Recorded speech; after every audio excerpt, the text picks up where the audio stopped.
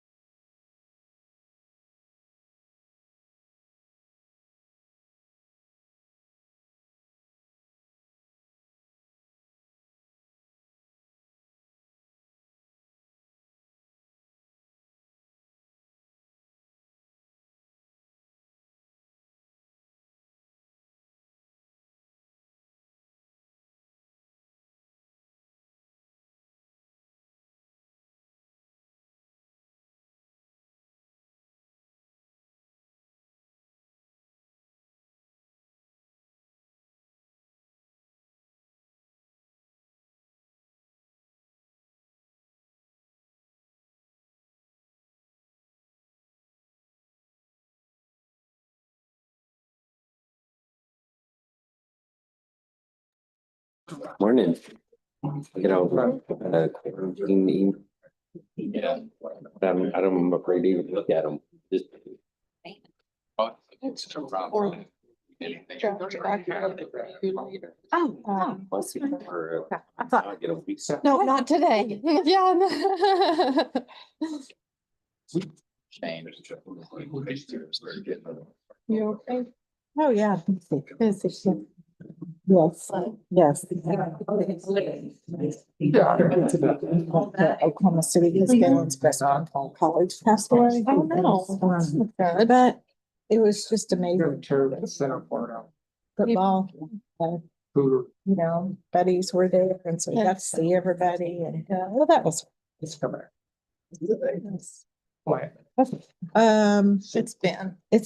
okay, all right, let's stand and, open the meeting. American flag.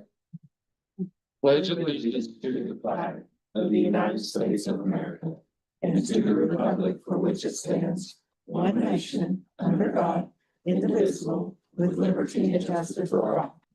Texas flag. Honor the Texas flag. I pledge allegiance to thee, Texas, one state, under God, one and indivisible. Let us pray. God, we thank you for this day you've given us, and we ask for your blessings as we move forward with each and every day ahead. And we ask for your help to keep everyone healthy and safe, and please protect our first responders and emergency people to keep them out of harm's way. Lord, we pray for your guidance with the matters at hand to make wise decisions for the people we serve. In Jesus' name, amen. Amen. Thank you. Okay, all right, so any public comments? Okay. Hearing none, we'll move on to our consent agenda. Anybody have anything on the consent agenda, or do I hear a motion? make a motion to approve the consent agenda items as presented. No, second. All right, we have a motion and a second. Any further discussion? All in favor? All right, we'll move down to our regular agenda. And the first item on the regular agenda is to consider and or approve the acceptance of the monthly auditor's report for the month ending May the 31st.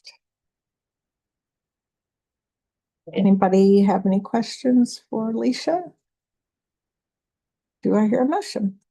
I'll make a motion to accept the monthly auditor's report for the month ending May 31st, 2026. Second. Okay, we have a motion and a second. Any further discussion? All in favor? All right, item 2 and 3, we're going to kind of talk about those together, are to consider and or approve enrollment in the mandatory cybersecurity training for 2026-27.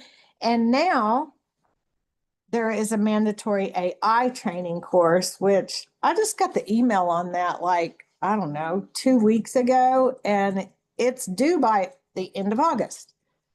Yeah, that's the first I'd ever heard of Yeah, it too. first time we've heard of it, so 2 weeks ago. surprise. So So Richard has some info. on the AI training, TAC's gonna have a course that we can take that we'll get that knocked out before the 31st and submit it to them. For next year, tax training is gonna go up from $5, I think it was, to $8. Mhm. I would like us to consider some other options as well. The tax training is still the most inexpensive training that we can do. But I'd like to actually pay a little bit more, because one of the things, the tax training does get us what we're mandated to do, but it doesn't have any extra features. And there's some things that I think, because cybersecurity is really one of the most significant things in my area of the county, because AI, just like everything else, AI has changed the world in cybersecurity. The biggest problem is it is really easy for somebody to deploy an attack against an infrastructure now because of AI. In the past, there have been on the dark web, you could, hire services. You've had like a junior high student take down an entire school district for like $10 because he just hired and a service on the dark web. Well, that was before the advent of AI. Now with AI out on the dark web, there are phishing attacks that they can literally just for a few dollars go send a campaign against us. And the most effective one we have seen utilized against our county, people have clicked on the links. Fortunately, that new system we put in place prevented that click from going through. The AI attacks are really, really good, and they're really easy for bad actors to get. And so the training is more than us just needing to be compliant. We really need to no matter how many defenses we put in place, our bottom line is our users. They're the one that's going to end up clicking on that link. So the best training we can get is what we need. And so I don't want to just do a training that's compliant. I want to do a really good training and additional training if necessary. So one of the companies I've looked at is called Know Before. Apparently we used them far in the past. Yeah. And the thing about them, the thing about the TAC doesn't include, they don't include a phishing simulation. So I send out fake spam emails. Now I have ways of doing that myself. We can make them, but they're never going to be as good as the ones that a service can. The Know Before service does include spam campaigns. And the thing that I like about it is that, so we do the compliant, we send out, say everybody has to do this compliance test. Then at some point I do a phishing campaign, and anybody who clicks on the phishing campaign, then I Just a retake. send them more training. Well, not the same training even, Perfect. but more training. And the training, it does one of the things I like is it does a pre-evaluation. So before you take the training, it sends you a little test. And then it'll give us recommendations. Okay, this person just needs to take the mandatory training, or this person needs a little more in-depth training. The other options that it adds that I like, the phishing thing is really the most important thing. The other thing that it adds is the ability for me to upload my own trainings. Or there are things that we need to train some of the users in our county on. The use of our shared drives, like for the auditor, we'd like to put her forms on the shared drive. Well, most people don't even know what I mean when I say shared drives. And so I'd like to be able to add some trainings, and that's something that you can do here. I could do a county training, upload it, and then assign it. I could assign it to just specific people. So it's a really good system.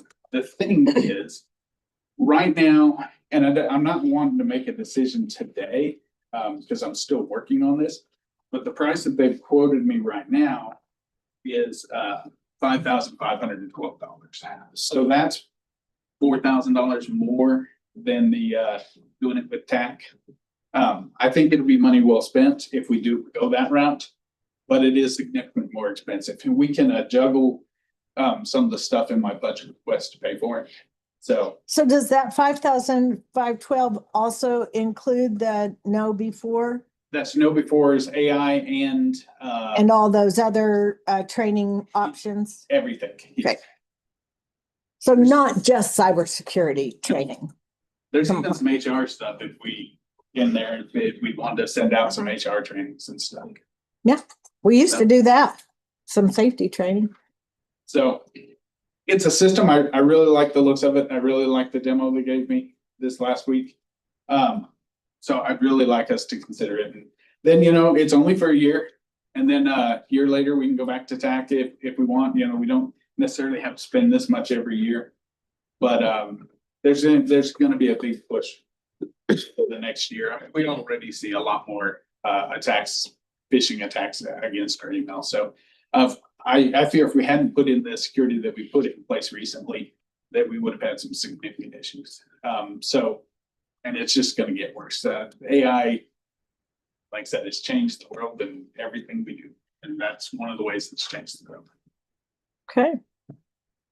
So any Well, questions, thank you. comments? So we do need to go ahead and approve the AI. Yeah, the second one we definitely need. Yeah.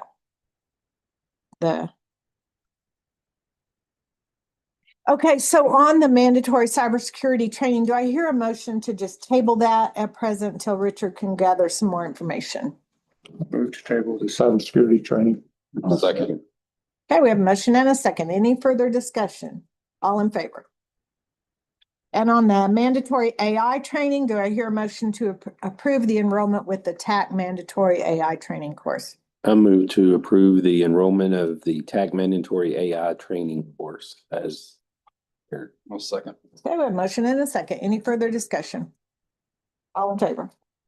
And I will say to anybody, elected officials or department heads that are listening, please encourage your people the minute we send that out to get it done, because I'm babysitting a lot of people with the cybersecurity thing, and we just need to get it done. So when it's fresh on your mind? Because we only have till August on that one. Okay. Thank you, Richard. All right, item 4 is to consider and or approve the updates to the newly adopted vacation sick leave policy. Amy, do you want to go over that? We just needed to clarify on the vacation and sick leave policy, that it would just be public officials, so we'll change the wording. Elected officials. Or Right. elected officials. It said appointed or elected officials. Okay, So we just wanted to clarify, we can do elected officials, public officials, whatever wording sounds best for y'all, but I needed to get that clarified before we sent that out. So when I say appointed, I assume like a vacancy, an elected position. Correct. What does the county think appointed means? Well, I think appointed to, you have. Dwayne, Richard. No, those aren't appointed. But like Jennifer, I think that was, and Jeremy Sharp with, adult With probation. juvenile and adult, yes. Right, so, I would be appointed. Yeah, Leisha. and Leisha, Oh, okay, I get it. so That makes they sense. would be. I was just The curious. district judges, Oh, okay. Okay, so. Would y'all like to put just elected officials, public official? Yeah, surely like if, well, if we're going to include them, we need to say appointed. I think it's. Okay, so you do want to? Yeah, I think it's fine. Yeah. Okay, so we'll leave it as is, appointed and appointed or elected officials. Okay. That's all I needed, thank y'all. All right, do I hear a motion to approve the changes to the policy? were there changes? I'll leave it as is. Oh, Not, yes. I see what you're Yeah, saying. just that wording Yes, change. yes. Yes, I'm sorry. Yes. Do I hear a motion to approve? I'll make a motion to approve the updates on the, It's just kind of an update to the wording. Yeah. updates on the Oh, vacation sick leave policy. I'm confused. What has changed? What wording changed? There's no change. That appointed or elected officials, we're just clarifying who Who it was. Okay, so we don't need, So we don't need it in each. okay, so it's just a clarification. Because it already said that. We just need to clarify who that was. Okay, are y'all good? Okay. All right, item 5 is to consider and or approve the $1,000 bond for Shasta Hughes juvenile probation. Do I hear a motion? I'll make a motion to approve the bond for Shasta Hughes, juvenile probation officer. Second.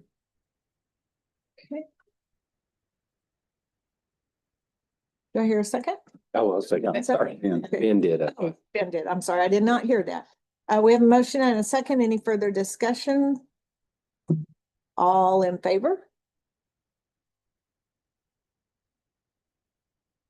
Okay, item 6 is to consider and or approve the interlocal agreement for the rural ambulance service grant between Hutchinson County and the city of Borger. And Craig's been working on that. And I did not make a copy of that, but Craig sent me a copy. I think the changes are just a few. I can just go through them really quick. Okay, So, as you probably know, the reason for this is the new, ambulance, grant program. And so we've got to comply with that. And so one of the things that we need to do is amend the interlocal agreement that we did back in 23. Because the interlocal agreement has to be consistent with the term of the grant. So it has to be 5 years going from today. So basically what I've done, and I'm gonna have to tweak it a little bit. Let me just go through the changes as far as the amended agreement. First of all, I've added a statement that says amendment of the party's previous interlocal agreement effectively dated July 1, 2023 is necessitated by the receipt of grant funds under the ambulance service provider grant, otherwise known as House Bill 3000. This amendment is contingent upon the county obtaining those funds and the grant funded ambulance and or equipment. And then basically the agreement's unchanged as far as what we did back in 23 until we get to payment, which is set forth in section 9. And I've added a provision that indicates that the county will pay for an ambulance and or modifications, accessories, or equipment associated with the ambulance as authorized by HB 3000. So basically, we're telling the city, in addition to what we're doing, because we have this grant, we're also going to pay for, and my understanding from the judge is that at this time, the city has already ordered ambulances. So we're not in a position where we can pay for an ambulance, but they're equipping them, modifications, accessories, things like that, that we can use this grant money for. And so that's what it'll be used for. But the addition merely says, we're giving you this money and this is what it has to be used for. And then we'll keep the same language we have as far as paying for the services and the formula and everything that we did previously. The only other change then would be the term of the agreement. Originally, it was from 2023 for a period of 5 years. Now it'll be effective July 1, 26 and be effective for a term of 5 years. And with those changes, I believe that we comply with the grant program. And if you guys approve the amendment of the agreement with those changes, then I can make those changes. The judge can sign, and then we can submit that to the city for consideration and approval. Because I don't know, have we already received? We already received the money, We received the grant funds. so we have it, So they're in a position where they're ready to equip those. or at least get the stuff ordered. Equip one of our ambulances, get the stuff ordered, and Yeah. then we would be able to provide the funds for it. Quick question. Yes. Will it be a reimbursement? Yes. Paid for it and then they'll request reimbursement from? Yes. And the amendment provides for either. So either we pay directly or we. You guys have any questions for Craig? So with these changes that Craig's gonna make, and some of this stuff, we would have had it ready today, but some of it kind of was last minute with this, knowing that the city just wanted to purchase equipment. So he's gonna have to revise that, make those changes, but once we do that, then we're good to go. So are y'all good with making a motion contingent on those changes, and then we'll move forward with it? Yeah. Okay, do I hear a motion? Move to approve the interlocal agreement for rural ambulance service grant between Hudson County and the city of Boulder with the changes. Second. Okay, we have a motion and a second. Any further discussion? I would just like to say, this happens periodically. We get updates and stuff, but nothing for me to physically look at. And Yeah. I understand, It was. but I really it was wish, better. I really wish Yeah. we could always see what we're about. I'll push it out to y'all before. It's that and a summer kind of issue. Yeah, Yeah. I get it, but, so, No, I that's only discussion. It's a statement. more I than appreciate discussion. that. Okay, anything further? Any other discussion? All in favor? Okay, thank you. Thanks, Craig. All right, item 7 is to consider and or approve adding SRO/deputy position to the sheriff's office effective August 1st, 2026, fully funded by Stanford Fritch ISD until Hutchinson County fiscal year begins October 1, 2026. So, Say all that again. Yeah. So, after we had passed the SRO agreement last Commissioners Court, I met with First ISD. Their school year starts and they're having to change up their school year a little bit this year because they're doing a 4-day 4-day. schedule this year. So they're looking at, I guess that's a little bit different as far as their start and stop dates, but effective August 1st, what they're looking at is to try to get the SRO in there before the kids start. Planning to the teachers, we're working with all the kind of work on. Obviously, whenever they came to me with this, I was like, well, our budget doesn't start till October, so that already provides an issue with the funding. They, Fritz ISD said that they're willing to fund the position fully for that individual starting August 1st for the next 2 months until our budget starts to hit the agreement part here. Outside of that, I'm already working on, equipment, and already have an individual that I'm going to put into that position. So this would just allow me to go ahead and hire for the deputy that I would need to replace him, moving this guy into the school. As far as the amount, it's without the benefit side of this, it's the base pay, and that's the base side of it. It's right around $10,927.72 is the base pay for the 2 months.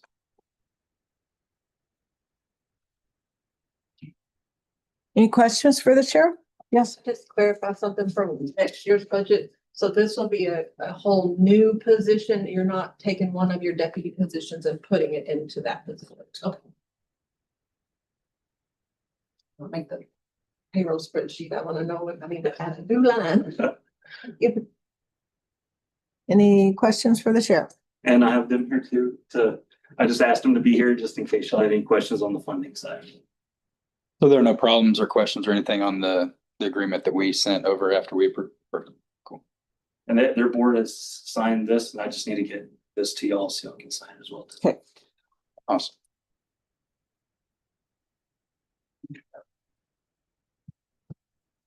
Okay, then do I hear a motion?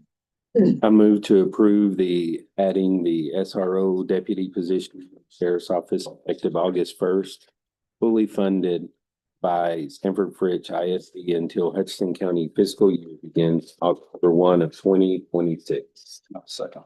Okay, we have a motion and a second. Any further discussion? All in favor?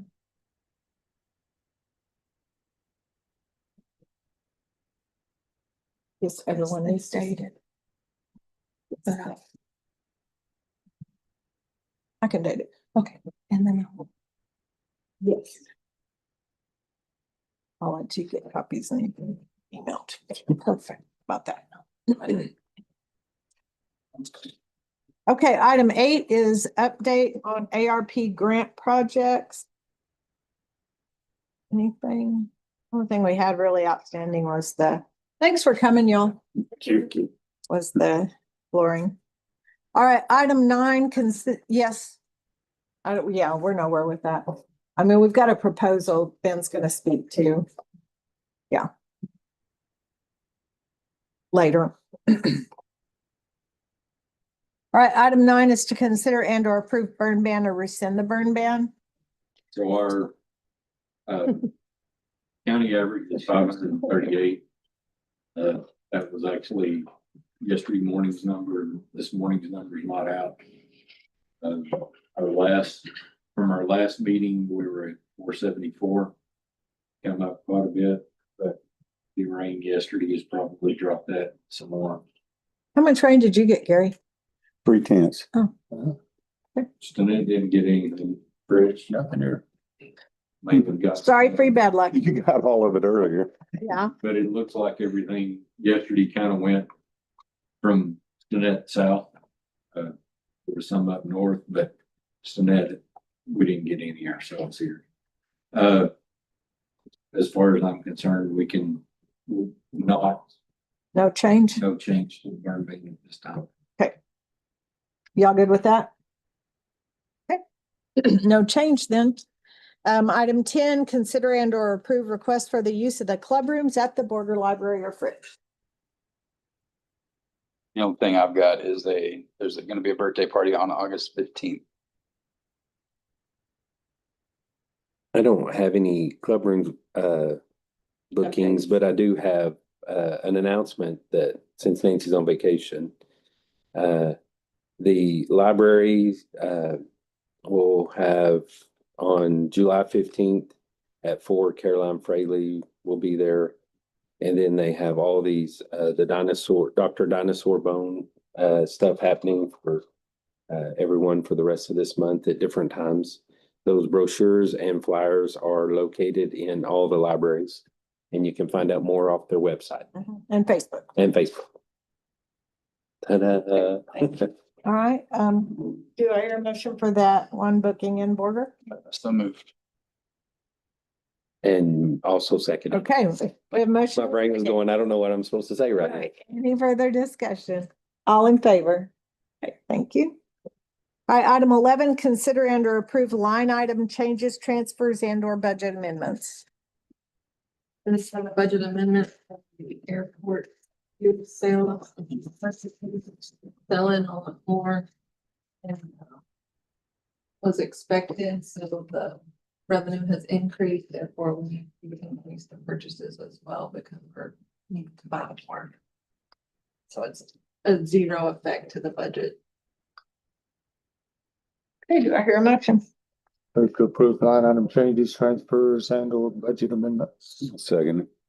Okay, we have a motion and a second. Any further discussion? All in favor?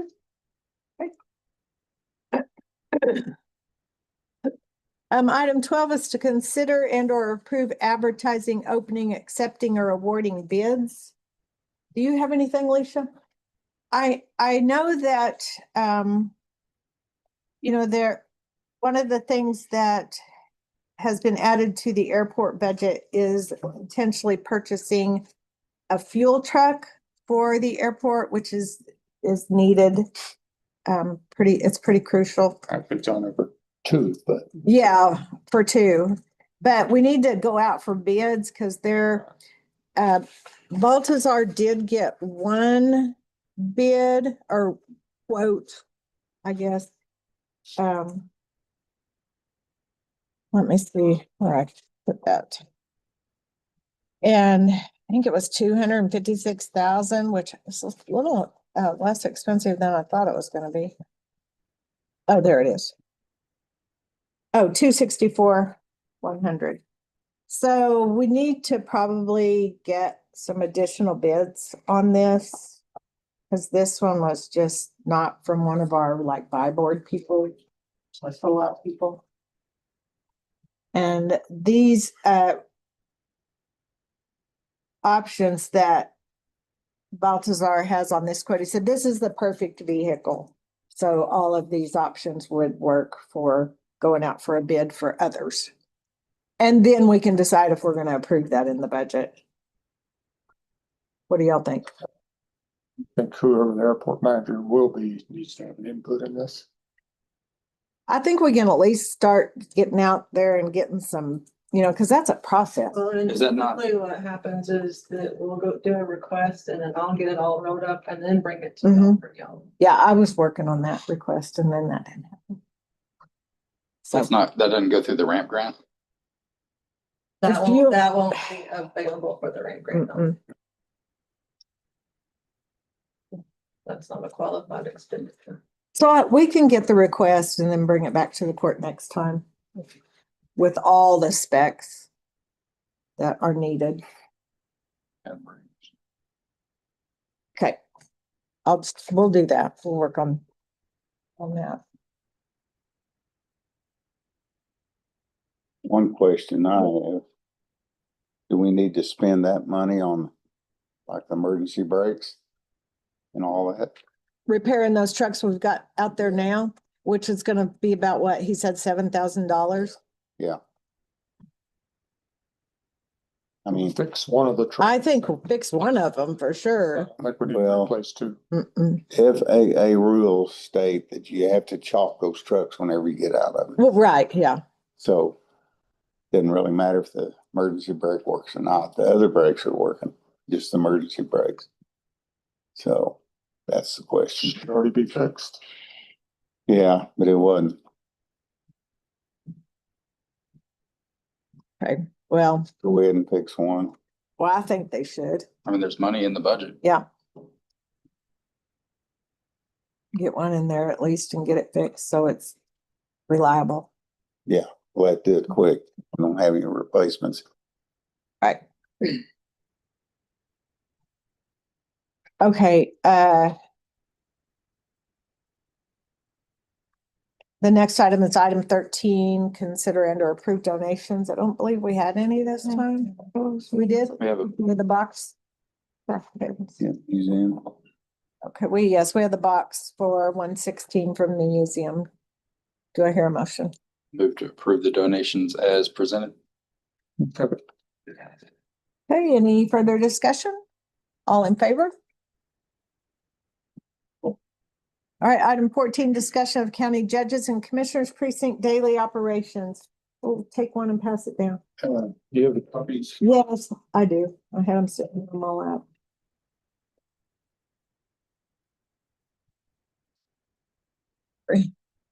And I'll give mine because I I mentioned before, the architect we decided to go with have not been, at the annex. they have not doing anything. So finally abandoned ship with them and going elsewhere. And this architect has worked quite a bit local, and he knows their local contractors, and he's got projects scattered around the panhandle. He does a lot of this stuff. And the judge and I met with him at school. And he sent this proposal with a fixed fee for architectural. And if for some reason you decide not to do this project, then it will only progress bill whatever is charged up to that date. So if something falls apart and it's too much money, whatever the reason may be, it will be whatever we do up to that point. But he does we do the whole project all the way in, it's $52,500. So he has a good reputation. I'm very happy with his work, and he's did quite a bit of work in this area, so. That's who it's leaning toward right now for architectural. Just, do you want to move on with this or not? Might as well. Yeah. I mean, since the other one just fell the roof away. Drawing up, do the architectural. Yeah, I like it. Glad we found somebody to Mhm. do something. And he's local.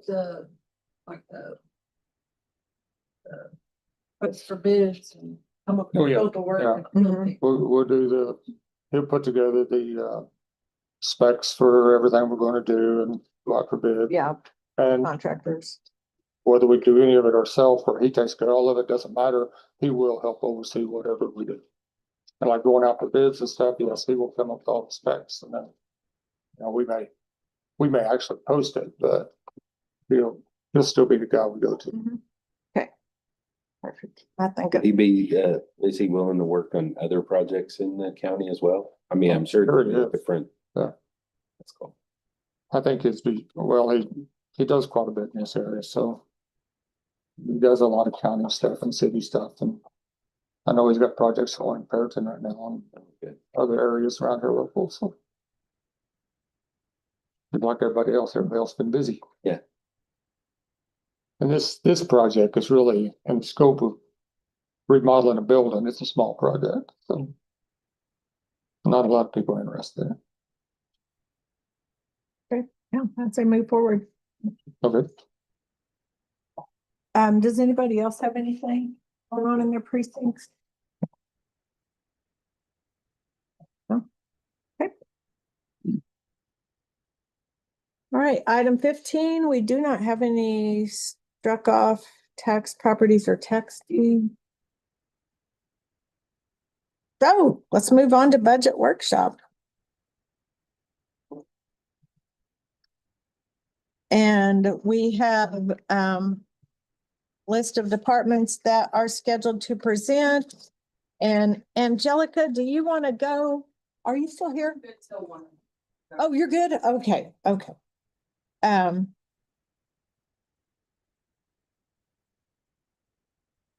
Let me find my list. I got too many papers here.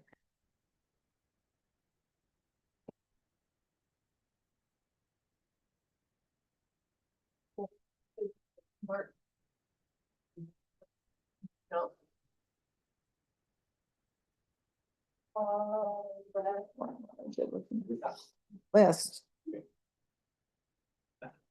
Okay, And having to scroll.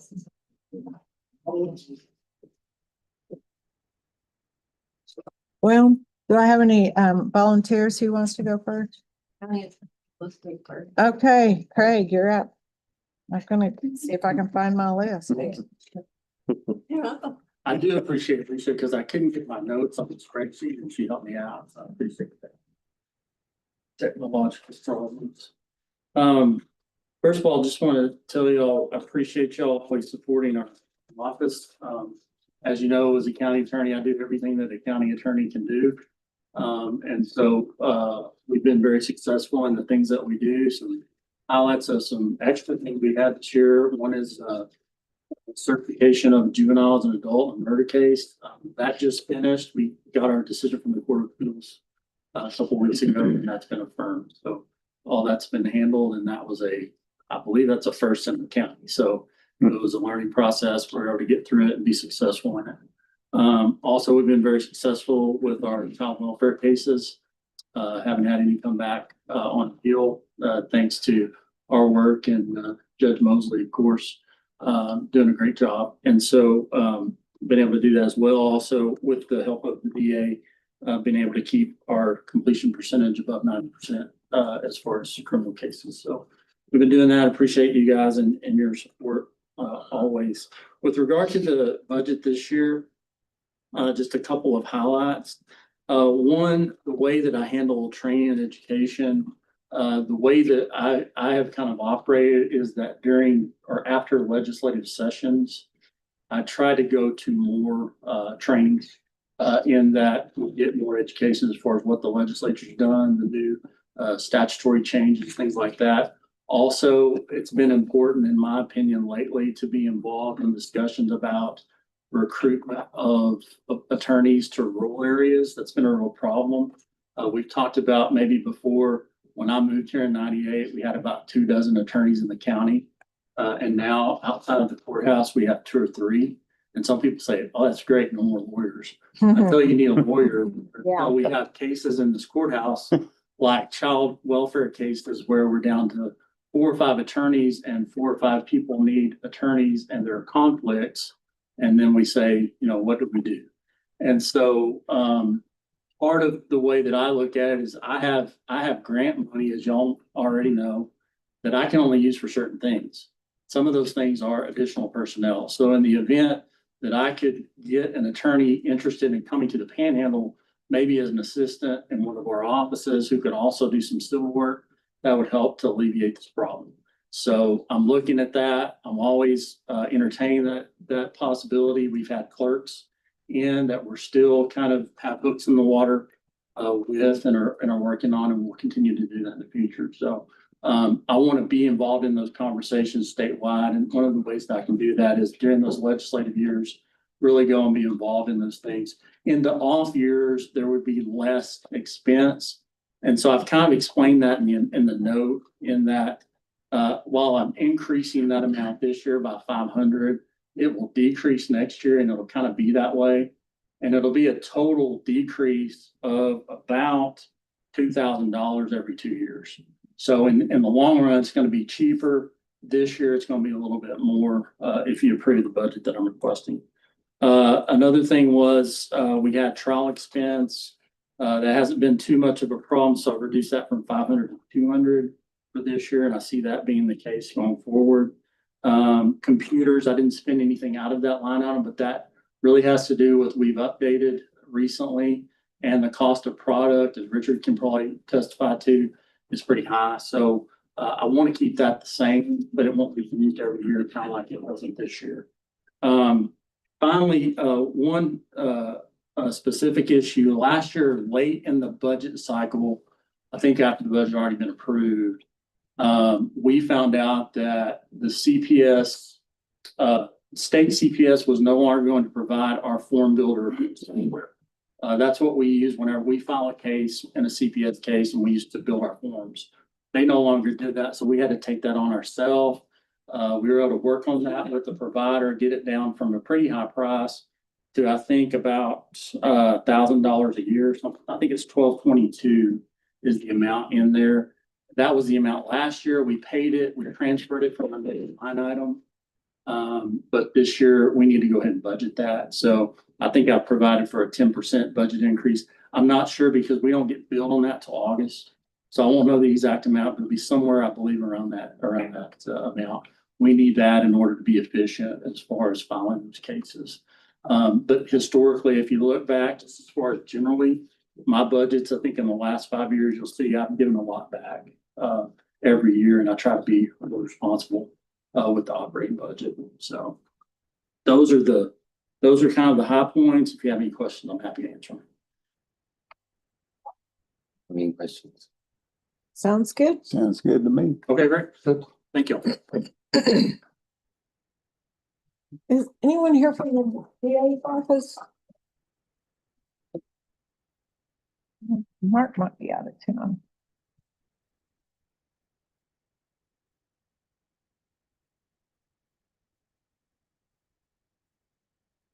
Oh, me. County judge budget. Okay, I just increased a couple of things, office supplies. Gonna keep it the same, even though it looks like we haven't used a lot this year. Because when Judge Ford gets in here, she's gonna need to purchase some envelopes and stationery, and those things are pricey, so I'll just leave that the same. We did increase our mental health a little bit because we've had actually more expense on that. Increase in training a little bit, so because of the new judge training is always more, and then we can lower that probably the next year because not as much will be required.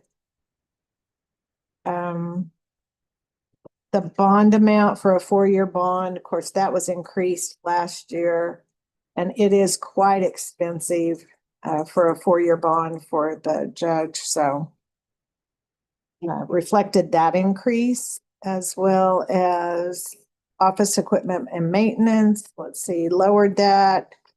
We had raised it last year to purchase these chairs. I think it was these chairs.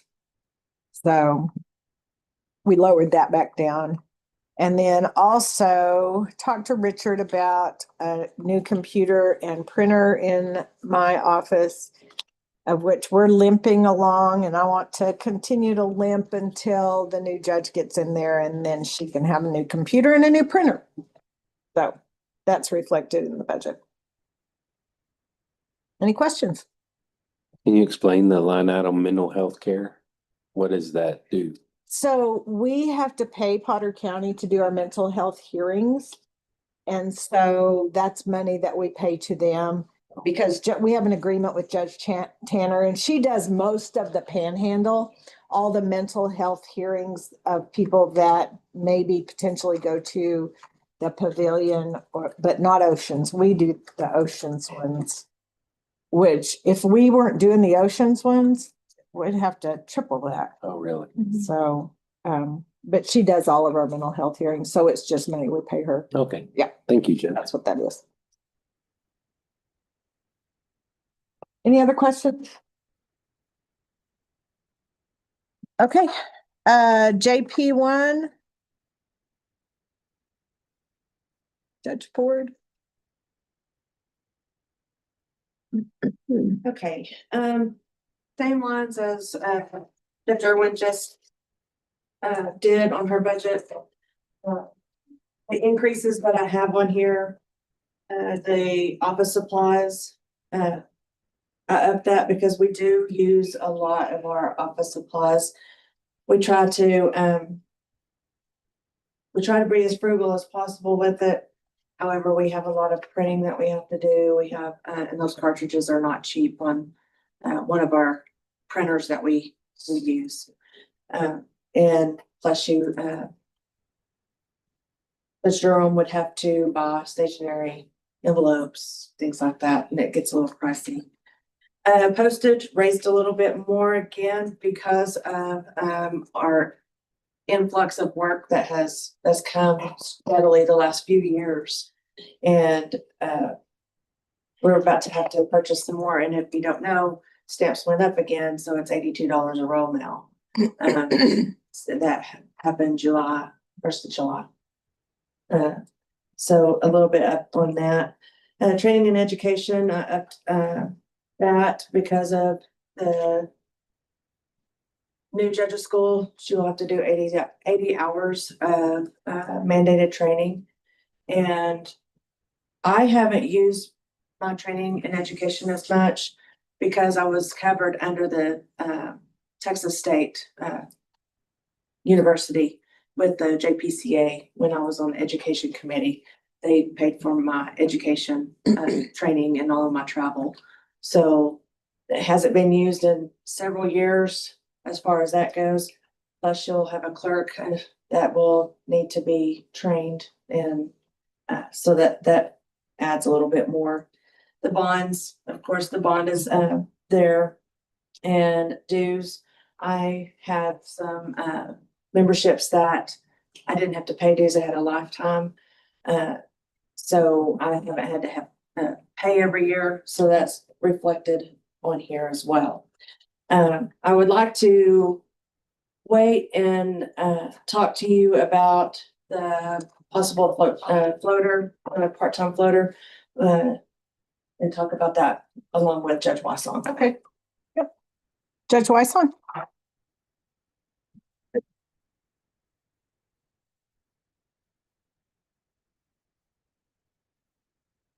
So mine is pretty short and sweet this year. I am requesting to keep everything the same on my budget other than the floater that Judge Ford just mentioned.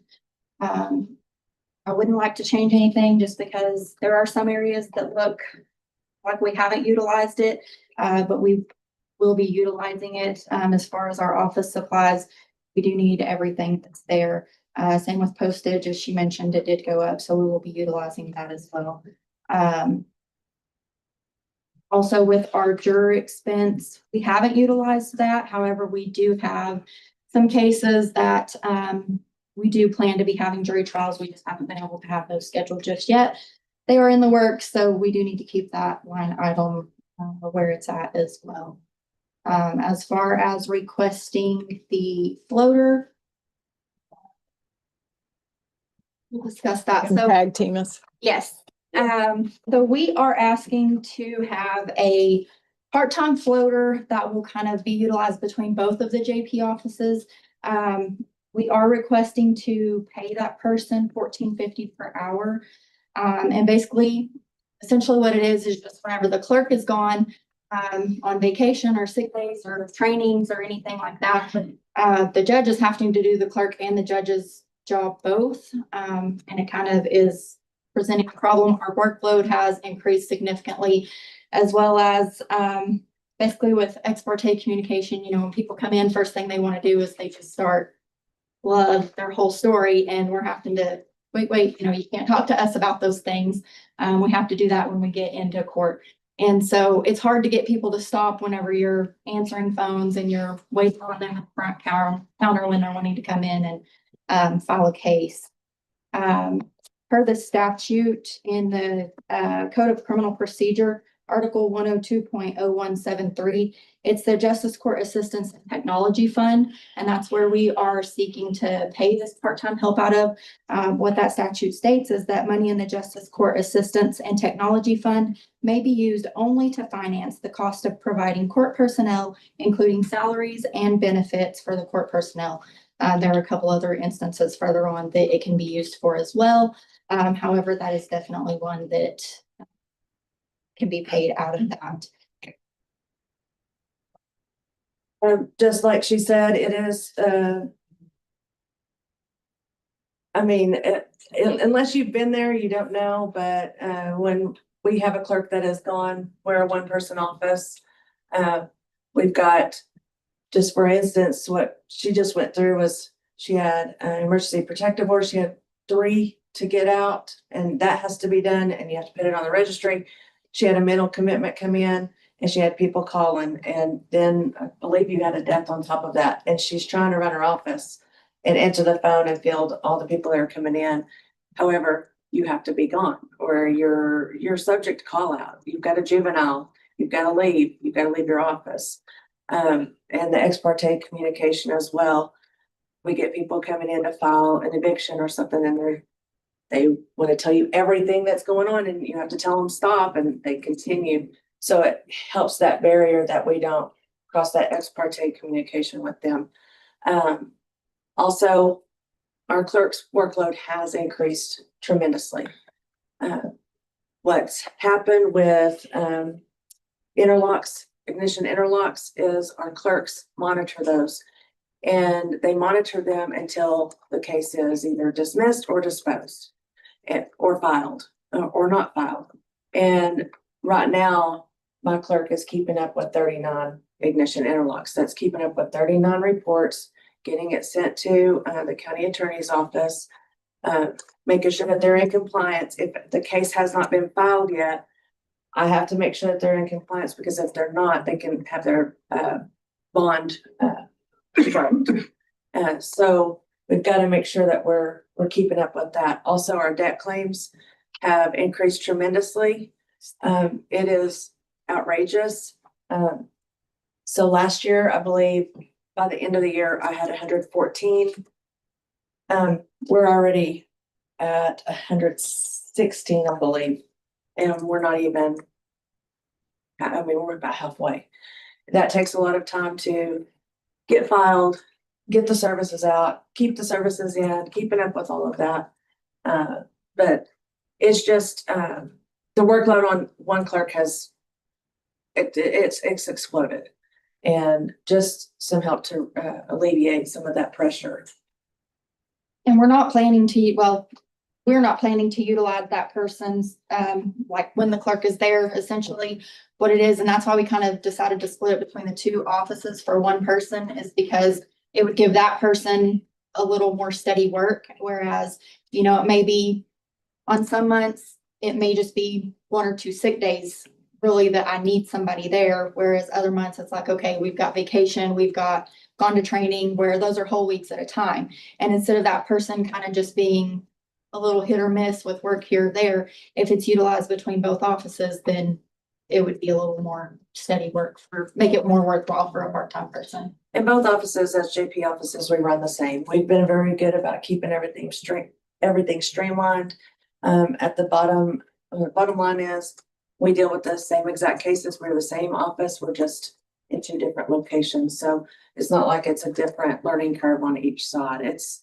My office runs the same as her office. So, And this person would be part-time then? yes. Would it be like a permanent part-time, or would it be a temporary, like kind of on the district? So it's kind of like a temporary, right, when you have a call-in basis on that. Because it wouldn't be all the time. It's just we are finding it hard that when our clerk is gone for training or on vacation or sick, it is presenting an issue for our courts to stay open a lot of times because of the nature of our job. And we've got to make sure that everyone has the equal opportunity to justice. And if we're closed for a week or whatever, or hit and miss when someone's off, they come up and try to the office, and maybe we're out on a death. And they miss us, and that was their only opportunity that week. We've got to make sure that we offer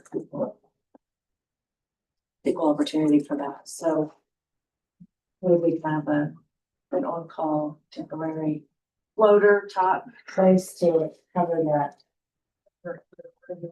Yes. Obviously with like scheduled trainings and vacations and things, they can know ahead of time, but there may be some days where, it's a sick day or something that is a little more just kind of a call-in type of situation. We did discuss as well, there will be times when, like when we have our WTJPCA training, both officers are gone at the same time to that training, and that's the clerk and the judge. So we did discuss, well, if we only have one part-time person, you know, how's that gonna work? And we've decided essentially the person could just split the week and keep one office open 2 of the days and the other office open 2 of the days of the week. That way it's not a whole week's worth of trying to keep everything caught up, and it's better to, you know, only have to close it short term And than, that's usually the only time that we're all going. So. otherwise it's either here or here. Fees that they collect go into this fund that they would be using to pay for. The tech fund. And we have plenty of money in that fund, right? Yeah. I think it's a good idea. And I think, really all y'all, really with Amy, you'll just put a line item, part-timer, right? Is that all they'd say? And then throw a salary in there. Yeah.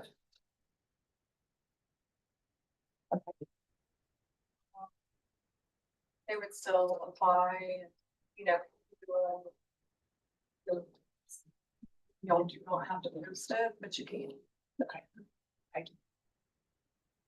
I mean, that's just my opinion. Little tidbit, back way years ago in the early to mid nineties, I was a floater up here. Sat in on the when Judge Willard was county judge. I floated everywhere. Do y'all have any questions for me? Sounds good to me. Yeah. Like it. Yeah, sounds you. good. Thank Thank you. you.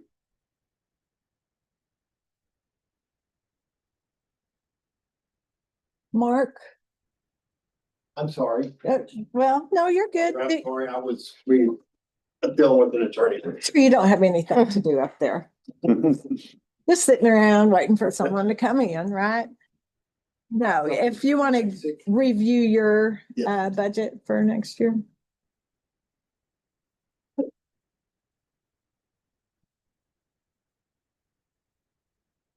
I think one change that we made, is we had budget last year for one of my staff members that was leaving. And she had to be paid for her vacation time. And also we doubled up on salary for a month.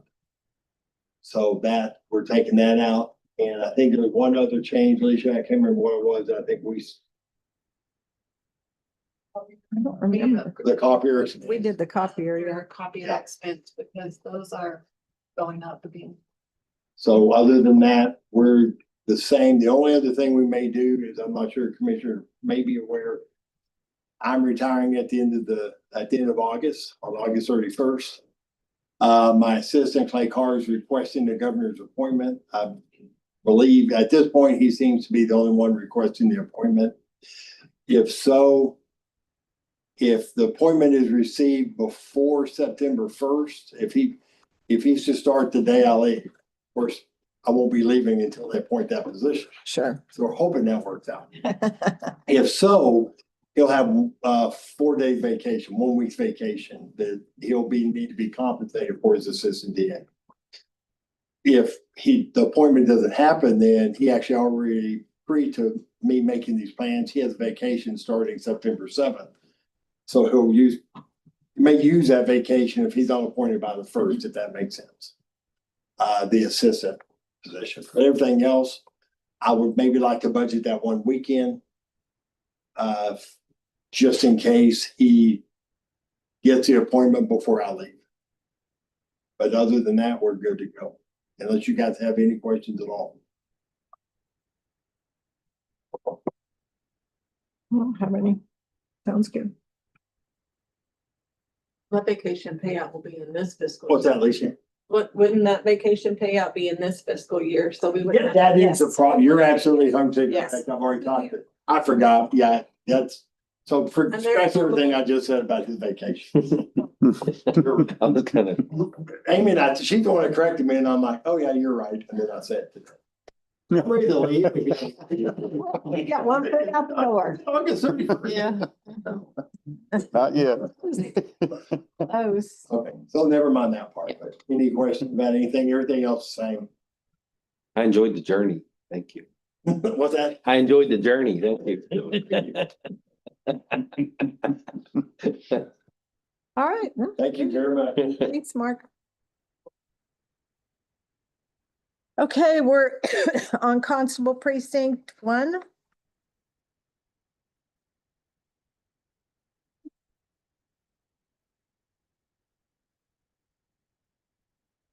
Okay, so initially, I had kept my budget the same.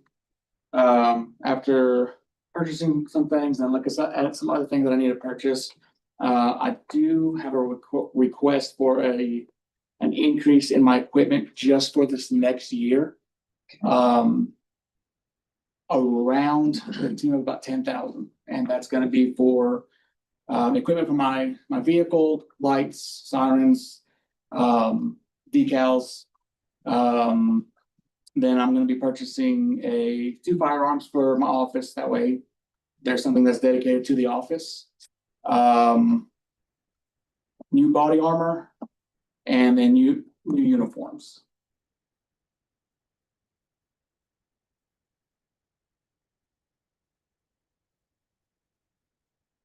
But everything else will be the same. Like I said, it would be just this one time. I believe that should be able to cover everything. I've got pretty much everything covered with this budget, but just kind of ran out of money. And so I wanted to get everything completely done and go from there. So equipment maintenance? Just equipment. Oh, So you're requesting a bump it to 10 or an additional 10? Just the 10. okay. Oh, And that should, like I said, cover everything that I'm needing. Are you planning on using any of the equipment? You have 1,300 left. Can you not get any of that right now? I can potentially get some stuff, yeah. I know that one of the light bars that I'm looking at is about 900. And then I gotta think about installing things like that. So is that car not up to Texas? Like we've had that car how many years now? I don't know how long I had it. We're gonna trade. Harry, Dawn, and Jordan were here. yeah. So, Also hard to find decals for a purple vehicle. Have you found them? I did, yeah. I actually did an AI drawing on it, which I don't like AI, but it helped me in this thing. So I've got a company in Amarillo that's going to be getting me some quotes, but they usually average about $1,000, including install. So. okay. Anybody have any questions for Roman?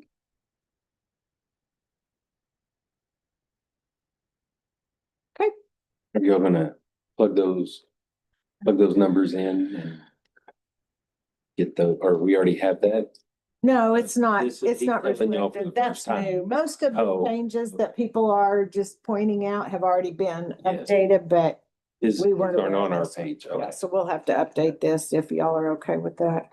It's 10,000. And 10,000 total, so it'll be an update of 8,000. Yeah.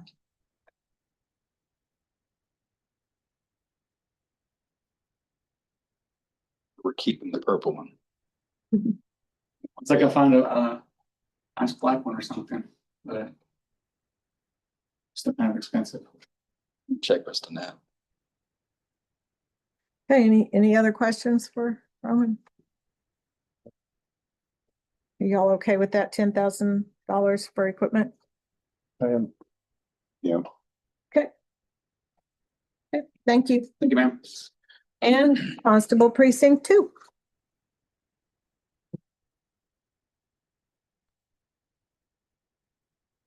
Morning. Morning. So I have a few things that I just want to talk about, present. Let me give you all this. It's just a short little chart on. Okay. Sorry. I brought an extra one, but I forgot mine. As y'all heard, from a couple offices here, there's been a lot of increase in cases going through, and what that means for my office is that there's an increase in me serving papers as well. So as you can tell by the chart, every year I've gone up in my service demand.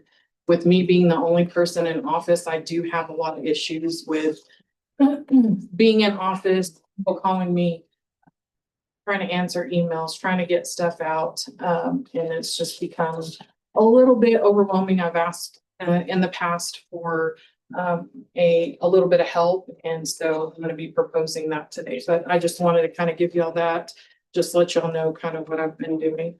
So on my budget, for my uniform, I did drop that because y'all did last year approve me to get my panels for my vest. So I did get those in. So I appreciate that. And then I'll be applying for the grant to try to get that money back as well. So I did get that in there. My office supplies, I'm kind of kept up with all my stuff, and now it's to a point where I'm not going to be needing as much. So I dropped that down to 500. My bonds, I also dropped that down $50 because I'm not going to be needing all of that. I do have a reserve that I'm fixing to get put on with me, so that $100 should take care of that. Also on my computer maintenance, I did drop a program that I had. It was just kind of getting not very useful, so I just went drops off that extra $500 off of my computer support line item. So for my part-time that I'm going to be asking for, I just want to see if I can get a line item for part-time help. I don't know what y'all think about it, so just give me your input. I'll tell you what I'm kind of thinking, and y'all can let me know what y'all are thinking. I'd like to get, and I don't know if I can do this if you'll help me. If I can get just a part-time line item period, I can use that for deputy and a clerk. So my idea with the clerk is to just have a clerk come in once a week. So like maybe on a Monday, and pay them part-time. So it'll be just once a week permanently. The deputy would be kind of a calling deal. I do get 3 weeks of vacation. I leave for WJPCA for about a week, and then JPCA conference for about a week. And then that would leave me with another 2 weeks of coverage. So that'd give me about 7 weeks, about 28 days of coverage for the entire year for a deputy position. The clerk, of course, like I said, is going to be 1 day a week. So it'd be 52 weeks for that. So total on that, I'm looking at maybe about 13,600 in that line item to add for both parts of the What are you thinking about hourly pay? The deputy, I'm looking at about $30 an hour. Okay, well, part-time is only $16.50. So That's what the county for just anyway, part-time, it's that, It said it's. yeah. Okay. So. Well, I mean, honestly, at this point, I would be willing to take that and see if, I mean, these reserves are not getting paid anything to come out and help. So I think anything is better than nothing. But that would just help alleviate some things for me, them being here while I'm gone, helping set those papers and not having to have the sheriff's office do it, because sometimes, you know, they do get busy with their calls, and that responsibility is on my office. So I'd like to have somebody representing my office be able to take care of those issues. and because they would do 2 duties, it would have to be 2 positions. By law. Yeah, it would be 2 separate. So they'd have to be 2 line items. Yes, yeah, because the clerks can't technically go serve unless it's through like a certified mail. And yeah, they can't just, if somebody comes in the office, they can't serve them directly. But that would help me out a lot. And like you know, like I said, the amount of cases coming through is increased, and that also reflects in. And I noticed your salary was increased. Is that just what you're suggesting? Yes, yeah, that's just a suggestion on. It has nothing to do with what you were telling us about the part-time stuff. No, Okay. no, that's different. So, do y'all have any questions about that end? Okay, I'll move on and then y'all can decide. I'm fixing to overwhelm y'all, I'm sorry. So, with, the base salary increase, like I said, I've been asking for a raise, for the last couple of years and, I get what on your end, kind of what the idea is, but on my end, like I said, I mean, I'm a one-man office. The constable's offices are the only offices in the county besides the commissioners that, don't have any clerks or anybody to help, alleviate some of that. So, I think I've done pretty well on keeping up with my training. I have over 200 hours of just civil process training, which makes me, I think, the most qualified in the county to serve civil process here. I'm also, I was also asked to be on the Lehman Focus Group for continuing education for constables. That's establishing curriculums for the next 4 years for education for constables in the state of Texas. I do serve on that. I'm also recently appointed as on the education committee for the Texas Justice Court Training Center, who helps establish on the Texas Justice Court Training Center civil process for constables around the state of Texas as well. So, I've kind of gotten involved in a lot of this to be more proficient for my job and also to help other rural areas in Texas with their education as well. So that's just a little bit about what I've been up to. So just so y'all know, I am out there working. I am out there doing my job. So that's all I have on that. Can I ask you a hypothetical? Sure. This is just from me, not from the court. If you could have a raise or a part-timer, which one would you want? Part-time. Okay. The last thing I have is my vehicle. So there's been several instances where I've gone out on just serving civil or going and backing up other officers in the county. And my vehicle has a very low clearance rate. So me going on dirt roads, anything outside of the city street is really not applicable for me. So I kind of want to look at, and I'll have to get y'all more hard numbers if, this is something that y'all are okay with. I just want to throw the idea out there, is switching and getting a Ford F-150 patrol vehicle. If I do this, my vehicle is fully outfitted, has everything on it already, has a partition. I used some of the sheriff's office old equipment to, put on my vehicle to kind of not cost the county as much, with equipment we already have to put on my vehicle. So in turn, if y'all do approve that, I would give my vehicle over to the sheriff's office for their new SRO program. And I've already talked to the sheriff about it.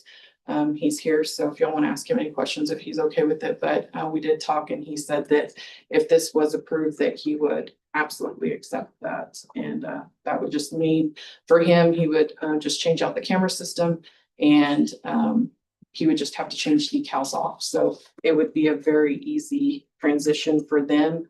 So that way they can get started, because I know that they're going to have to start school here in August. So he would have a vehicle ready. In the meantime, and I haven't talked to him about this, but if he has another vehicle out there that I could borrow that's maybe not, they've already taken all the equipment off of, but just to at least get me by until we can get something in, I'd be okay with that. Still have that Hummer. Do what? We still have that Hummer. I'm not sure it runs. Trying to get that back. But I would drive it. But yeah, that's just an idea of something. I do have one of the sheriff's office's invoices from one of the vehicles that they did purchase recently. And their total on that was about 77,000, almost at 78,000. So I'll just say 78,000 on the purchase price. And then I would just use my equipment budget to do my decals and whatever else needed to be done. The only thing that wouldn't come with is the decals, the radio, and the camera, which I already have the camera, so I just switch it from one car to the other. So that wouldn't be an extra cost to be transferred. But I could pay for all that out of my budget that I have currently. So I know I overwhelmed y'all with a lot, so y'all want to ask me Well, any questions. normally I think if you put down, like you said, that car line item on something and then propose your part-time line item, when you figure out the amount, how much time they'll probably work, and we can see that number. I think that would help on because it's just ideas. It's not, we haven't approved any budget yet. Right. And that's what I would like. Okay. I'm not talking for them, but that's what I would like. I just want y'all to know I do have to attend a PIO training for the next budget workshop that y'all do have. If y'all don't mind, I can just email you the information. Yeah, just email it to me. Yeah, Put it out. she'll get it to us. So, and then. And maybe if you'll just CC Alicia in that too, so. Yeah. She can get all the numbers. Where did we buy the cars from? There's not a car, not a squad car. It's line. Put it in the equipment. Okay, that's right. So just come out of equipment. Equipment budget. Okay. Y'all want to look at this? Or just put it out? I mean, they might, I don't, sorry. That's just a basic F-150, right? Yeah. Yeah, it's just it's a police interceptor. Right. So it is rated for our use, law enforcement. Right.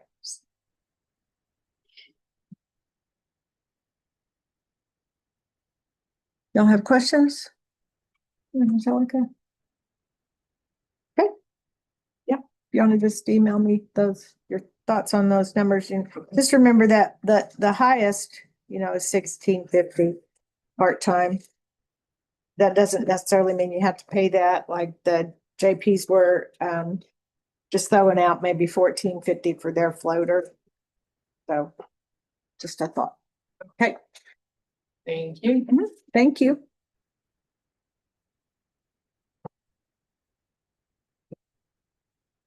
Of course, now they know it's 1650. They already knew that. I'm kidding. Okay, Judge Mosley. Good morning. The couple of major line item issues that I've got for this upcoming fiscal year will be court-appointed attorneys' fees. Seeing some of that effect already in this fiscal year budget. And that is a result of the increased amount of child protective services that we've had over the last year or so. And also a decrease on our criminal case log, such that 50,000 that I think I've requested largely can come out of Judge Brancho's budget into my budget. It's just a switch from his budget. Of course, he doesn't handle the CPS cases here in Hutchinson County, so we're able to switch that money over to that. That could be a long-term thing. That could be a short-term thing. I'm not sure. But we've had a pretty good increase here in the last year of CPS cases. And just the realities of that is that you'll have minimum of 3 attorneys on any one of those cases. Can't have up 4 or 5 attorneys on those cases, depending on the number of fathers that you have involved, separate fathers that you have involved in each of those cases. And then you have 4 or 5 hearings on those cases before you actually get to a final hearing. Then you'll have the final hearing, and then you have the appellate process that happens when termination is granted by the court. So those can be expensive, and that's just why I've requested that additional money. But the reality of it is that I think that can come out of off of Judge Brancho's budget. I've spoken to Judge Brancho. He's agreeable to that as well. The other increase would be for the bullet resistant panels and glass in our office. We would just be going along with what everyone else has done in their offices. We haven't done that yet. And just trying to comply with what the OCA, of course, have come in here, the Office of Court Administration has come in here with their security team, identified issues that should be taken care of, and that's one of them. I do worry about Kimmy up there when we're down in the courtroom. Efren and I, we're all down in the courtroom. She's up there alone on the 4th floor.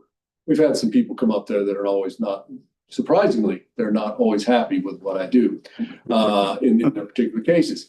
And so we've had people come up there, and to me, there's been an increase in the last few years of people that have been a little bit unstable, coming up there. And so what we're just asking to do is to, use money that I would normally use. I think we have 7,000 or 8,000 usually put in our, budget for, courtroom improvements. We would take that money along with money from the, court security fund, that we have, take that money and, build those, that, wall with the bullet resistant panels and windows, provided, I think, with my budget proposal. The proposal from Royal Architectural Products for about $32,000 for that project. And they're the ones that I believe did Judge Wysong's as long as adult probation's office as well. So those are the increases in my budget that I see for this year. Any questions? On your courtroom improvements, the 32,000, that's the total cost? That's the total cost. So we take the 8 from our The courtroom existing improvements. budget. Yeah, and then whatever out of the other. There is plenty in the security fund. There, as of 2025, there was 63,000 in the fund balance, and that's funds that are collected. for Collected through fees court that costs, yeah. get, put in there. Typically, I think the only thing we really pay for it is some of Homewood's training. So it could be all funded from that courthouse security. However the court wishes to do it, that's fine. And this is just semantics. Because it's here at the courthouse, do y'all have to go through extra hoops for that kind of construction? I have no idea. Okay, I wouldn't either. So, Okay. Cool. I was just curious. Not if you don't tell anybody. Yeah, if you know. I mean, the DA's office has done it, so there have been similar improvements done in the past. Yeah. I didn't know how the historical people. Yeah, I don't even, might jump. I just ask for forgiveness. always easier. Thank you. Are you gonna get the buzz indoor too? Yeah, So- yeah. So that way it'll keep people, Yeah, CUNY will have act, she will can allow people in and out of there, which is always a concern. Yeah. right, So, yeah. Okay. That's awesome. right, okay. Is that Thank you very something that y'all would want to fund completely out of courthouse security, or continue to use his 8,000 in?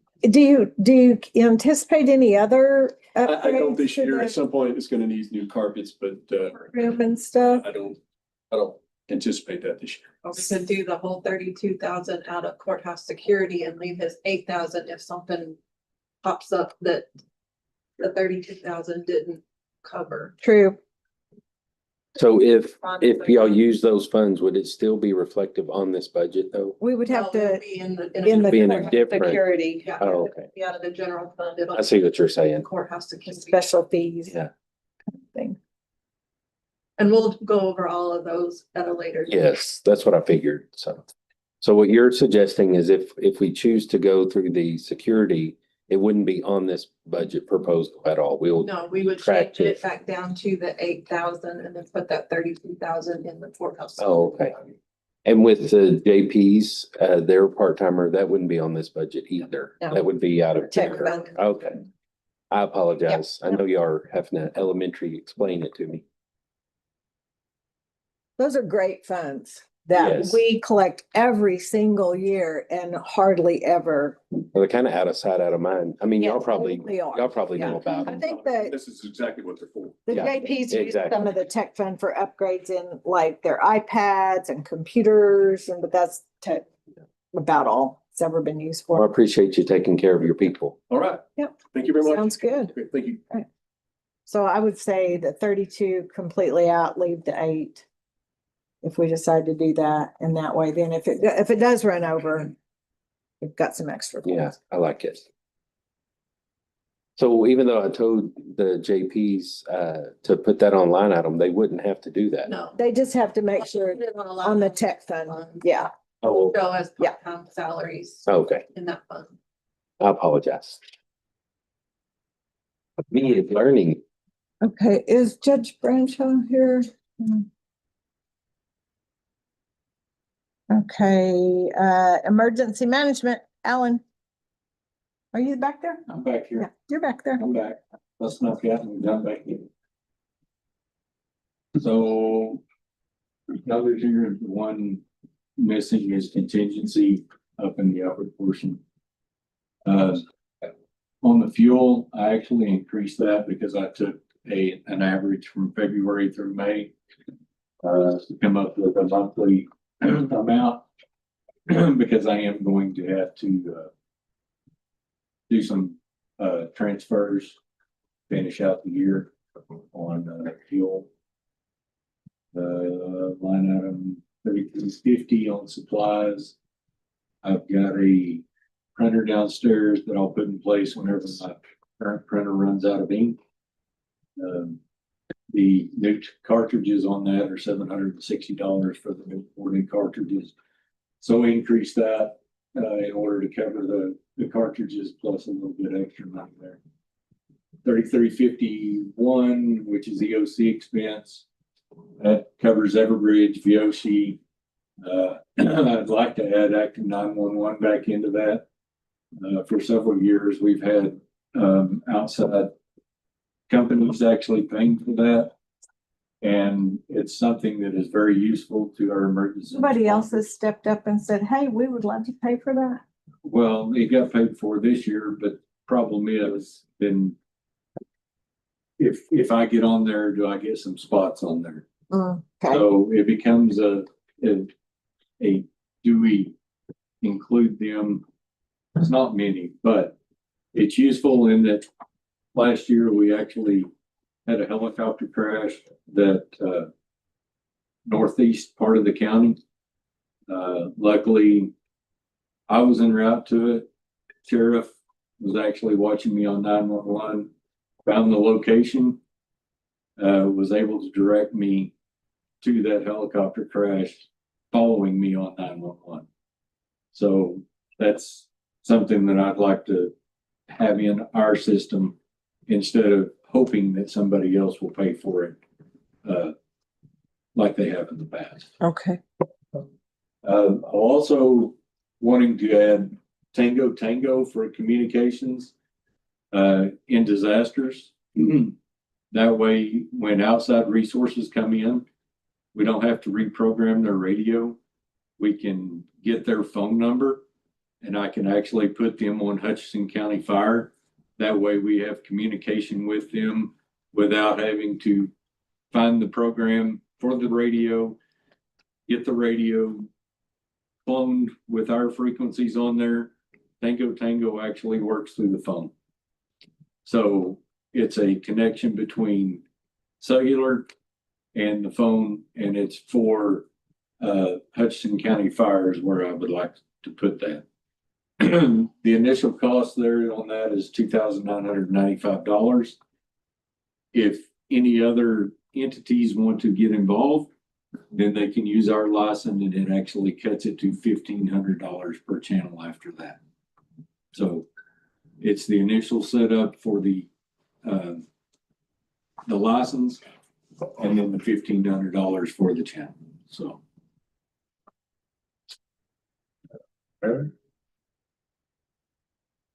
The training line items, life safety educator training, week-long in College Station next year. So one is for the travel and the other one is for the training cost.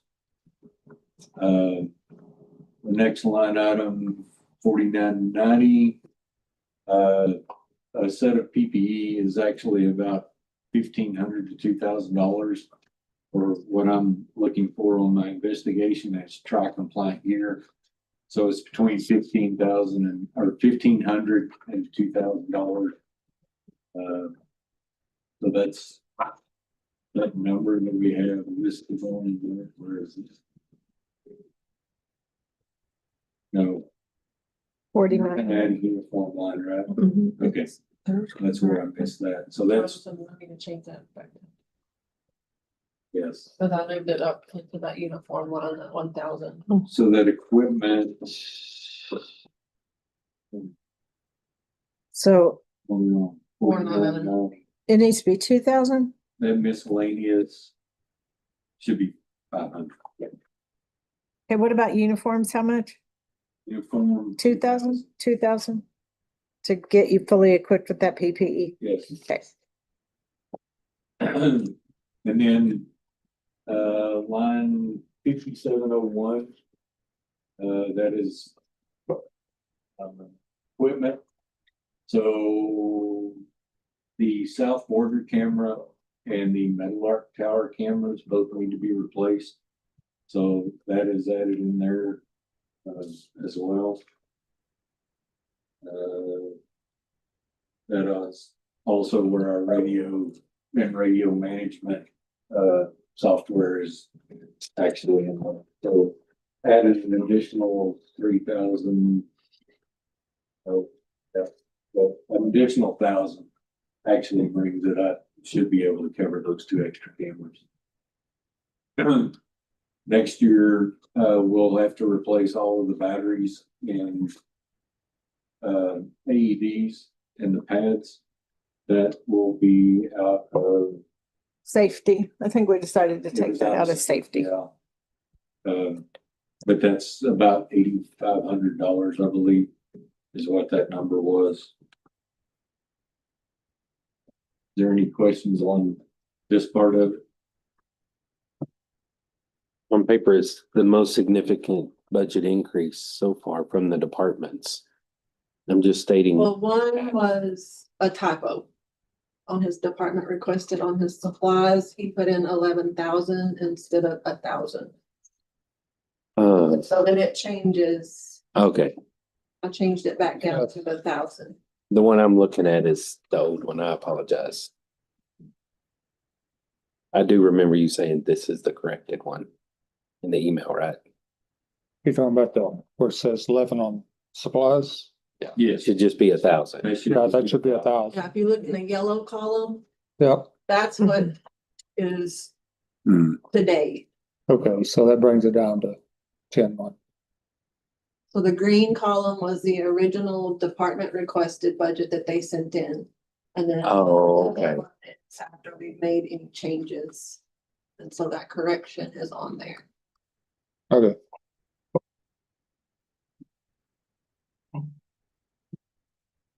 Didn't it increase it 15,000?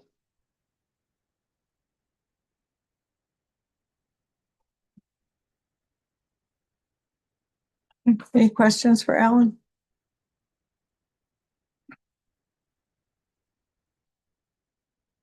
No, I'm good with what you proposed.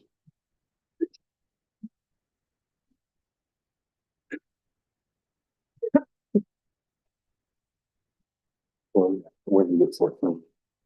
Well, because so it'd be 7,000 difference. Yeah. A 2,000 to the stipend, 1,000 uniform line item budget. So it'd be a 14 increase. Okay, do you have more? That's it. Cause you take. Oh, yeah. Because it's got attached in there too. Oh, okay. Do y'all have any questions for Alan on his emergency management budget? Nope. No. If not, we'll go to fire. So in the fire, fire protection, city of Stinnett, the fire chief came and requested an increase of $10,000. They provided us with some hours over the last year. The thing that we've requested, call volume due to the change in the software that they're using. They're having a problem getting call volume pulled. It's not one of the reports that is actually built in the system for some reason. But there's also been issues with the change from the Infor system to the NEARS system. In that the National Fire Academy is still trying to figure out what documentation or what they want to document in the system for fires. So they're still working on trying to get full volume numbers for us on that. The other number, which is not going to be correct in here, is the ambulance service. I actually put in and the numbers. Didn't we get that info? We got it over It's 102, but it came in a little over budget this year. We had to move some money over there, so I would say like 103. Or even 105 and give us a little bit of wiggle room. Yeah, the 125 that I put in there was basically a number that I think he had presented whenever they took over City of Jeanette. So I put that number in there. I expected it to be, but then, like she said, the number that we've been given is 102, which may be a little bit more than that. So maybe 105.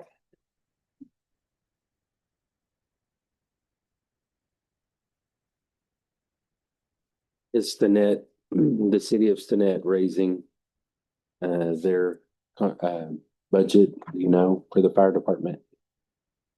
Don't know. It was questioned about how much the city budget was going to be for the fire department as well.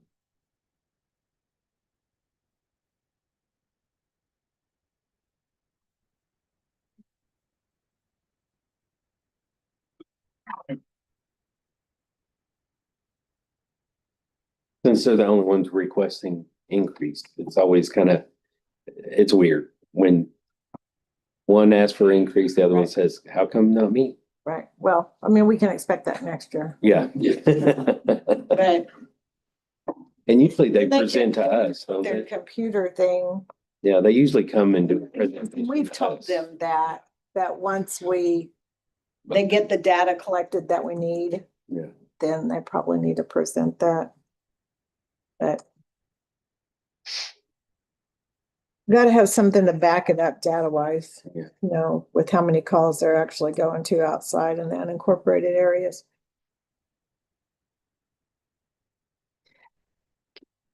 I would just, I know it's tough, but until the presentation comes from them, I don't really want to change our budget till they sell it to us. I don't want it to skew our numbers. Yeah, that's still a question mark. Okay. Maybe they'll have that by next time. Okay. Hey, anything else, Alan?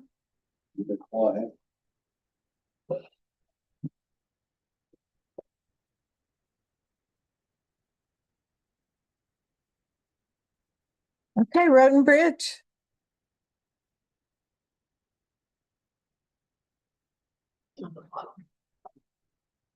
All right, see, the first line item that I made a change to was uniforms.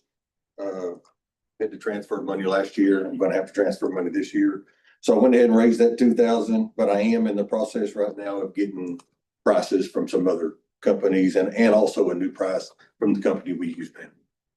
So they're in the process of working on that now.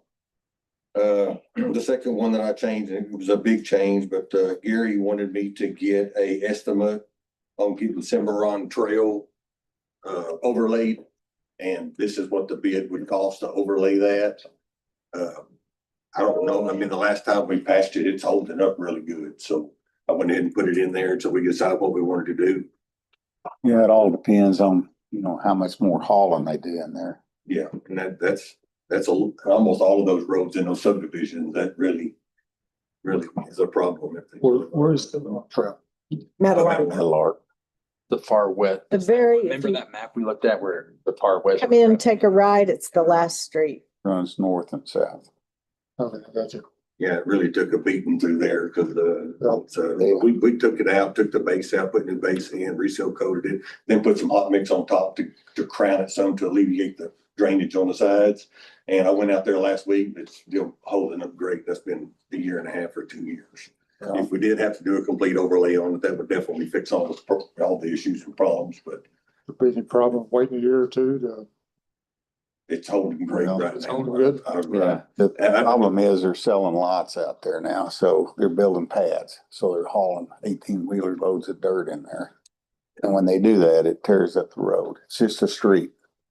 Well, if it's holding up, it's holding up. Yeah. Yeah, we could. I don't think we need it on the budget. This year.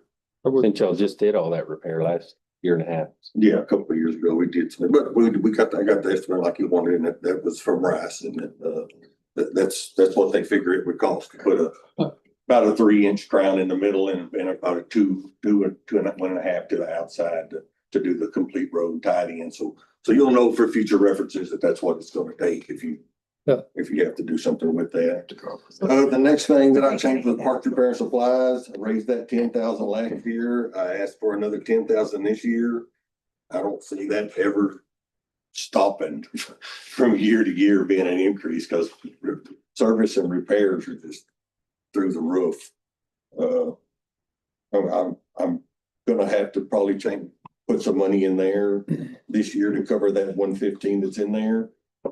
And then I did not raise fuel and oil, but it's gonna be real close this year, so I don't know what it's gonna do. So I didn't try to predict the future for next year. Realistically, what would you recommend from fuel? Well, we're gonna be real close to going over this year, so it's gonna be real tight at 130. I wouldn't have a problem moving that to 150 if the prices don't change to get that where it should be. You're working on all that, Alicia? Well, just the fuel analysis that I Right. do every year.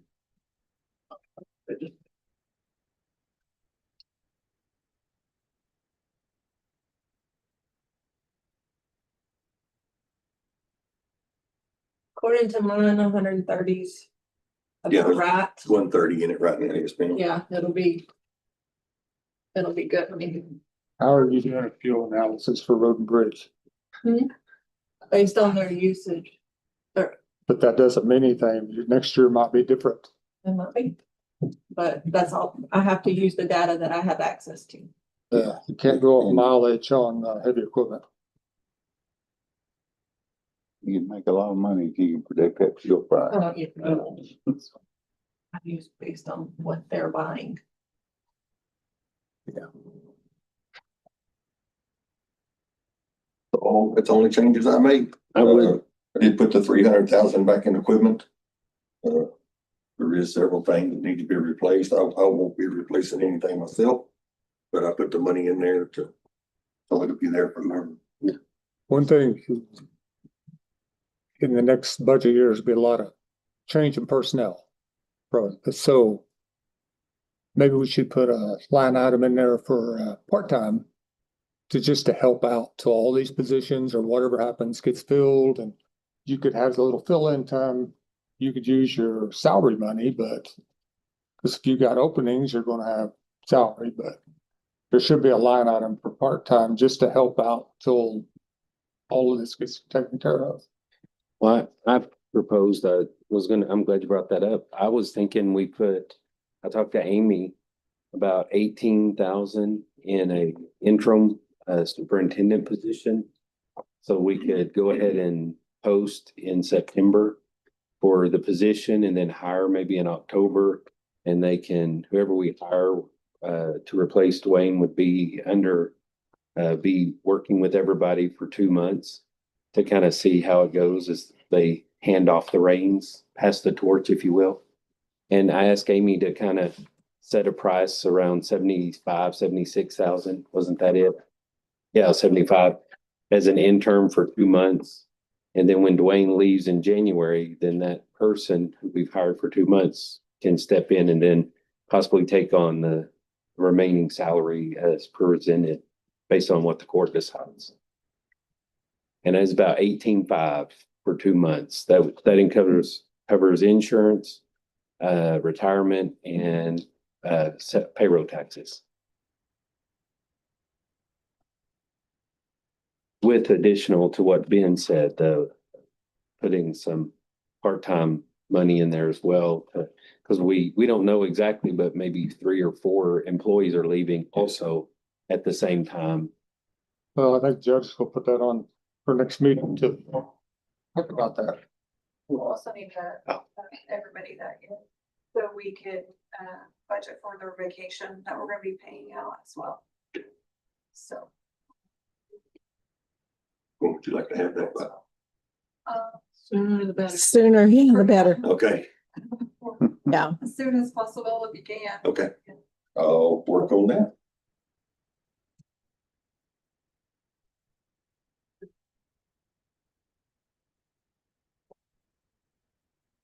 Okay, anybody have any questions for Dwayne? Sorry, I'm Okay. telling what we're adding to your budget there. Thank you, Dwayne.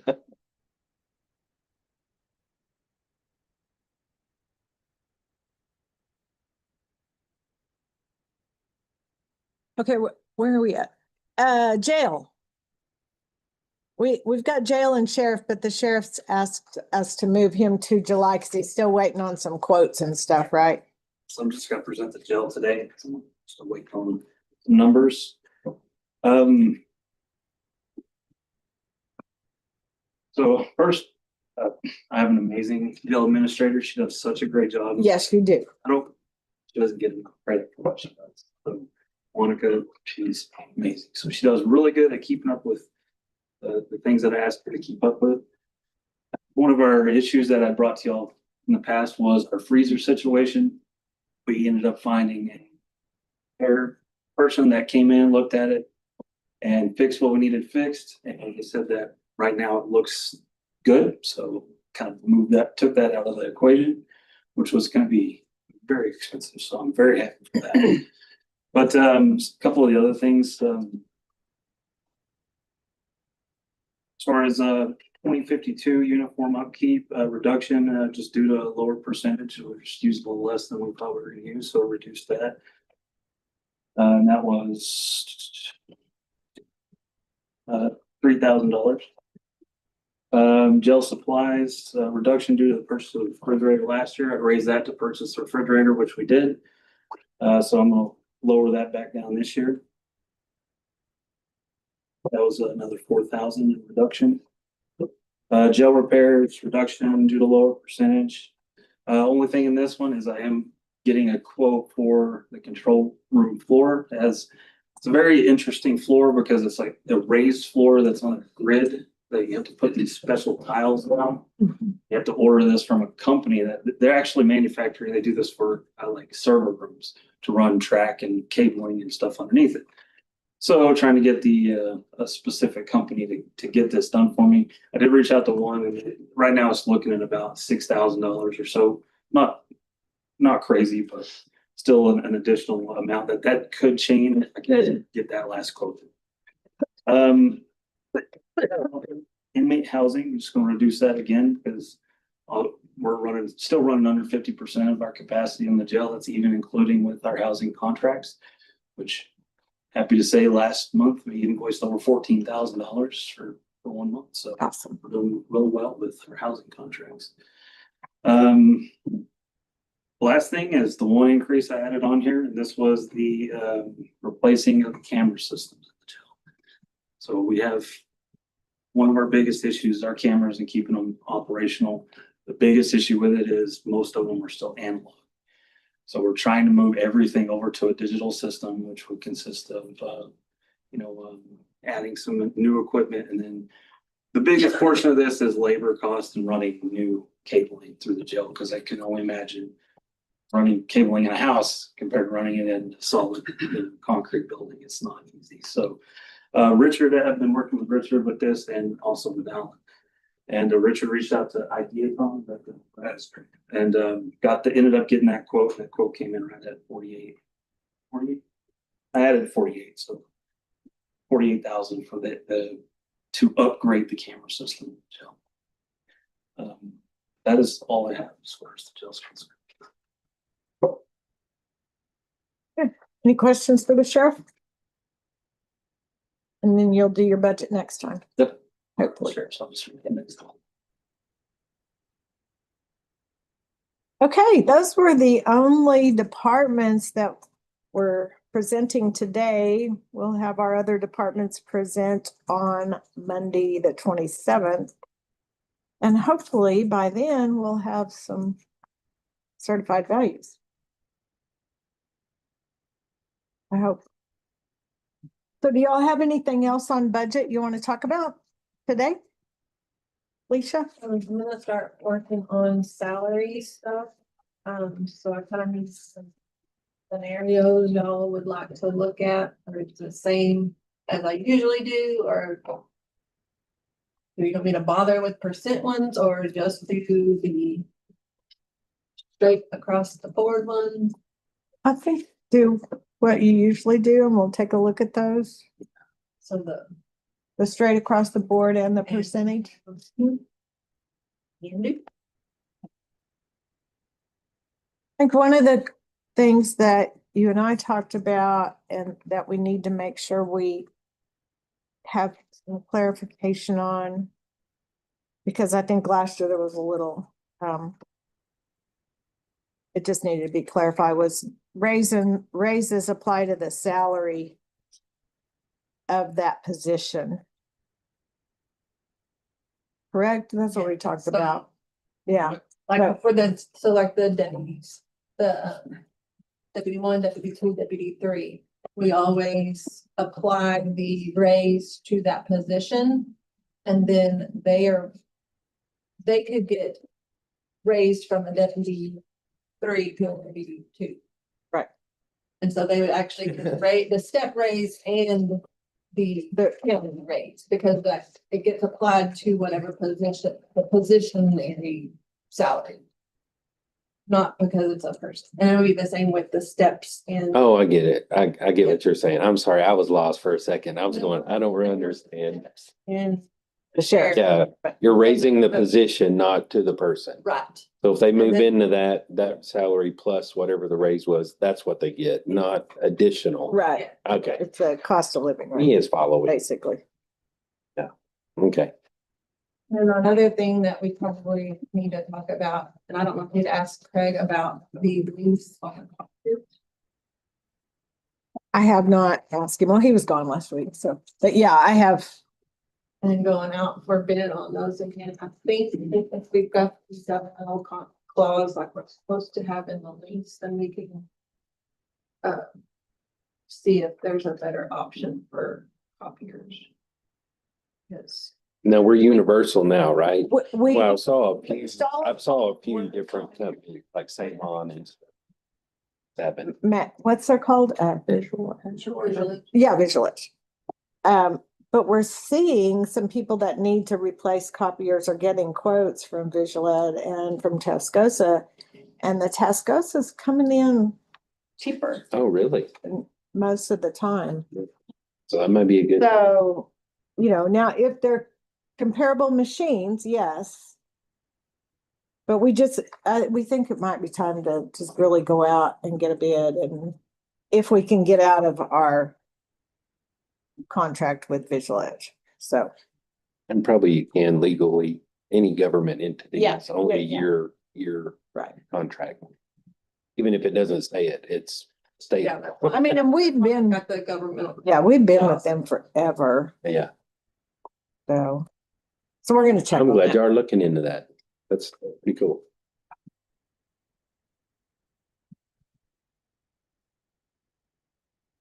Anything else, Lucia?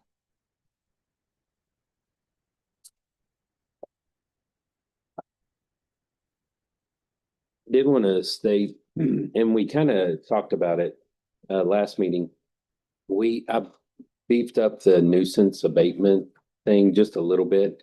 If by chance we hire Alan or hire an outside person to go do case by case nuisance evaluation of properties. I just threw like 5,000 in there or additionally 5,000 in the nuisance abatement. When I sent that. And that was the reason behind And that. so we're thinking about just paying per case. Investigation, yeah. Investigation. Like okay. $75, I think is. She went to your scientific. The paperwork and everything, I think, base general stipend of like 10,000 would actually. And however we want to do that, but like especially if we end up having Alan instead of case by case. So it would make more sense to do a stipend for him because he will also have all the paperwork behind it. Doing all the, any that stuff. Investigation, Yes. everything. So it would actually be on more than that, and it might end up way. Yeah, I'd probably do more like 5,000 then, because they won't have that many cases. I think for the first year, I guess we can try that Yeah. and see what it looks like. I mean, I know I get 15 a day or a month, but that's just calls about Right, cards but and actual trash. investigations are Investigation, with us. yeah. Cause Jeremy has to do the paperwork with septic stuff. Oh, he doesn't file it with DCEQ. We do that, but the way that we're gonna have all this, the different step programs, it's gonna be totally different. He would be doing all of that. Oh, all the septic stuff too? Yes, Cool. yeah, that would include the septic nuisance, any kind of nuisance. Yeah. To everything. Cool. So that would include everything. With Okay. salary comes great responsibility. Anything else y'all can think of? At present? Okay. If not, do I hear a motion to adjourn? Motion to adjourn. I'll second it. Motion and second, all in